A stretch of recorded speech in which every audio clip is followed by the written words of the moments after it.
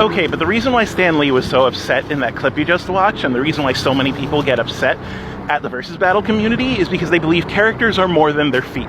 People would often ask Stan Lee who would win, Spider-Man versus The Thing, and they would list stuff, oh, well, The Thing punched this hard and took this hard of a hit, but Spider-Man moved this fast, and so on and so forth. And Stan Lee's favorite response was, you think I keep track of that shit?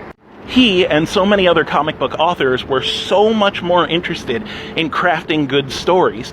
All the power-ups, all the abilities they gave these characters just served in reference to those stories. The characters did whatever the author wanted them to do as long as it made a good story. And it frustrated him, and it frustrates other authors, because they would rather you think about what would make a good story between these characters.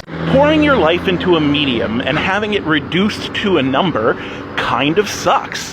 But looking back on characters and being like, oh, this character might win because of their themes, or because of the overall story that they tell, or because of the way they parallel a real-life conflict or something like that. That shows the author that you got what they were trying to do. You got their writing. So much effort goes into that writing. I think it's only natural to consider the writing as a whole when you're doing something like a versus battle, not just numbers and not just feet. And once again, if you don't agree with that, that's fine. But if I'm doing that, having someone come in and say, oh, you can't do it that way, is what frustrates me. The single greatest example is probably Saitama. Because when you read One Punch Man, you realize the purpose, narratively, of Saitama is to deflate the stakes because he can win any fight in one punch.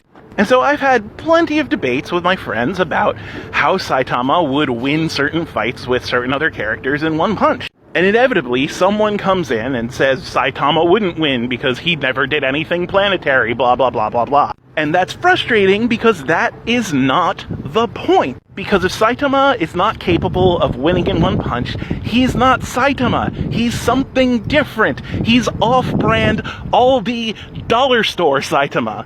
I think when you debate Superman and Goku, you should probably be debating their character motivations and the way they've fought other foes in the past and how that's clashed with their morals, and not just say, who's more powerful, what number is bigger.